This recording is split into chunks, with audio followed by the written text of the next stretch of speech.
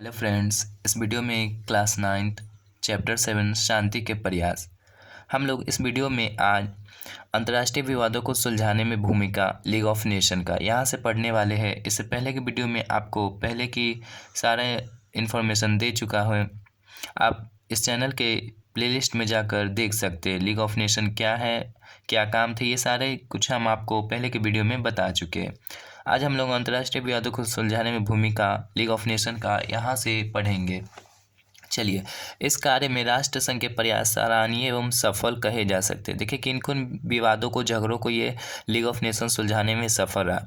जैसे 1920 में स्वीडन और फिनलैंड के मध्य उठे ऑकलैंड विवाद को लेकर। कौन से विवाद को लेकर? ऑकलैंड विवाद को लेकर।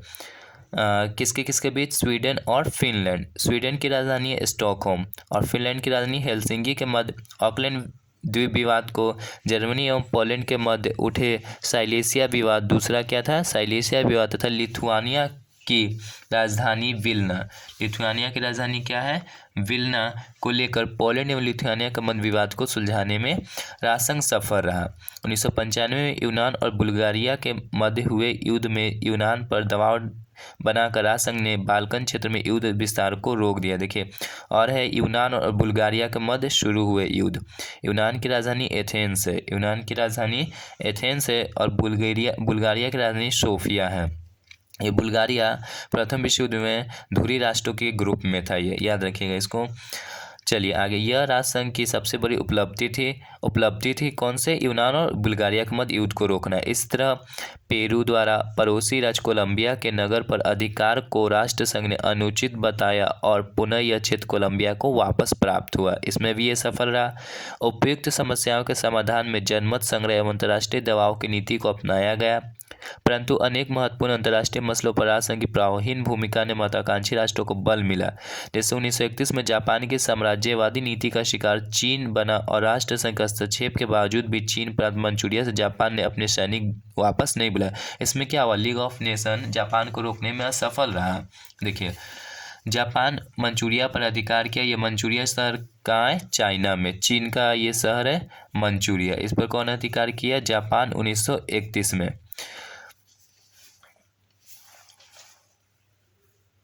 मंचूरिया संकट की असफलता से इटली के तानाशाह कौन हो गए? मुसोलिनी। इटली का तानाशाह मुसोलिनी के साम्राज्यवादी महत्वाकांक्षाओं को बल मिला। इससे प्रभावित हुआ कौन? इटली का तानाशाह मुसोलिनी। और इस क्रम में उसने अफ्रीकी देश अबिसीनिया पर आक्रमण कर उसे अपने क्षेत्र में मिला लिया। अबिसीनिया के विरोध करने पर राजसंघ ने इटली पर आर्थिक प्रतिबंध भी लगाए। इटली की राजधानी क्या है? रोम। इटली की राजधानी रोम है और रोम टाइबर नदी के किनारे है। इसे कॉपी में लिख लीजिए। परंतु इसका कोई विशेष प्रभाव नहीं पड़ा। इससे राष्ट्र संघ की कमजोरी उजागर हुई। ये दोनों, ये जापान को भी नहीं, इटली को भी नहीं, ये सब रोकने में असफल रहा लीग ऑफ नेशन। फलस्वरूप छोटे छोटे राष्ट्रों का भी विश्वास अब क्या हुआ? राष्ट्र संघ से उठने लगा। अबिसीनिया में मुसोलिनी की विजय से प्रोत्साहित होकर अब इटली ने वर्साई की संधि को अवहेलना करना शुरू किया। वर्साई की संधि प्रथम विश्व युद्ध के साथ किसके साथ हुआ था? जर्मनी के साथ। 1938 में उसने चेकोस्लोवाकिया पर अधिकार कर लिया और 1 सितंबर 1939 को जैसे पोलैंड पर आक्रमण किया, द्वितीय विश्व युद्ध आरंभ हो गया। कौन आक्रमण किया पोलैंड पर? जर्मनी। 1 सितंबर 1939 को जर्मनी किस पर आक्रमण किया? पोलैंड। पोलैंड की राजधानी है वारसा।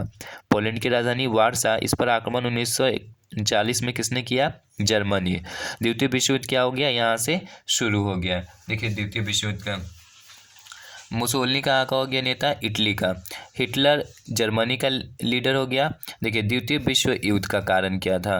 पहली बात तो ये शुरू हुआ 1 सितंबर 1939 को। शुरू हुआ 1 सितंबर 1939 को, समाप्त हुआ था 2 सितंबर 1945 को। 2 सितंबर 1945 को 6 वर्ष चला और प्रथम विश्व युद्ध 4 वर्ष। तात्कालिक कारण इसका क्या था? जर्मनी का पोलैंड पर आक्रमण। इसका तात्कालीन कारण क्या था? जर्मनी का पोलैंड पर आक्रमण द्वितीय विश्व युद्ध का कारण था।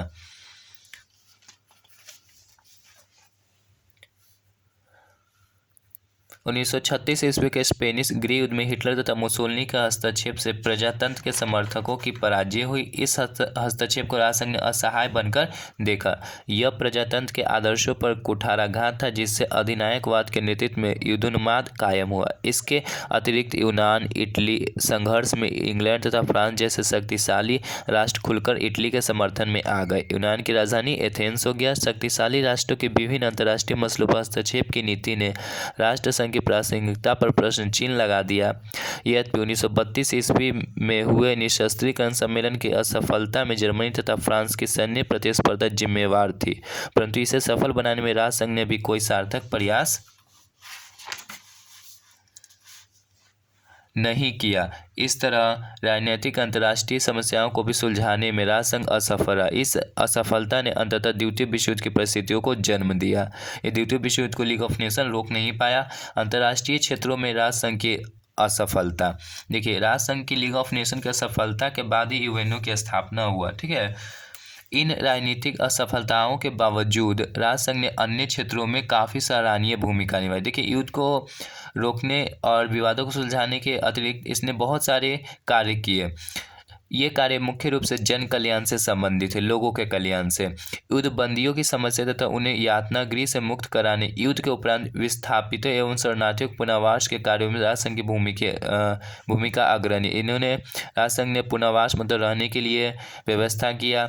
राष्ट्रसंघ ने महामारी एवं भीषण संक्रामक रोगों को रोकने में भी काफ़ी सफलता प्राप्त की। युद्ध से ग्रसित यूरोप के कई राष्ट्रों की आर्थिक दशा सुधारने में राजसंघ के विभिन्न संगठनों ने सहायता की।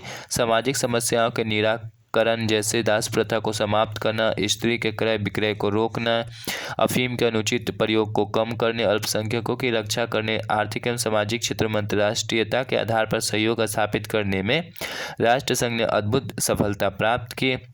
राष्ट्रसंघ के तत्वावधान में स्थापित अंतर्राष्ट्रीय श्रम संगठन ने अनेक प्रशंसनीय कार्य किए। उसने संसार के सभी मजदूरों के लिए अनेक प्रकार की सुविधाओं की व्यवस्था की, उनके काम के घंटे और पारिश्रमिक को निश्चित करवाया। राष्ट्रसंघ की सबसे महत्वपूर्ण सफलता अंतर्राष्ट्रीय विधियों को समुचित ढंग से नियमबद्ध करने की दिशा में योगदान था। राष्ट्रसंघ की असफलता के कारण, अब देखिए कौन कौन से ये काम नहीं कर पाया। राष्ट्रसंघ के द्वारा अंतर्राष्ट्रीय स्तर पर शांति एवं परस्पर सहयोग का जो महान प्रयास था वो अल्पकाल में ही समाप्त हो गया, क्योंकि 1918 ईस्वी में प्रथम विश्व युद्ध की समाप्ति के महज 21 वर्ष ही द्वितीय विश्व युद्ध आरंभ हो गया। इसके अनेक कारण थे। तत्कालीन अंतर्राष्ट्रीय राजनीति में इसकी व्यवहारिक सफलता बड़े एवं शक्तिशाली राष्ट्रों के सहयोग निर्भर करती थी। देखिए राजसंघ की असफलता के क्या क्या कारण थे। राजसंघ की असफलता के कारण हो गए अमेरिका का असहयोग। देखिए अमेरिका लीग ऑफ नेशन में स्थापना का सदस्य था, संस्थापक, लेकिन ये लीग ऑफ नेशन का सदस्य नहीं बना, जिसका असफल क्योंकि अमेरिका उस समय बहुत शक्तिशाली देश था। तो राजसंघ में अमेरिका का ना होना भी राजसंघ की असफलता का कारण बना। विश्व के शक्तिशाली राष्ट्रों का समर्थन प्राप्त नहीं था लीग ऑफ नेशन को। राष्ट्रसंघ के पास अपनी कोई सेना नहीं थी, ये भी इसका कारण बना। राष्ट्रसंघ की परिषद सर्वसम्मति से किसी राष्ट्र का अपराधी घोषित कर सकती थी।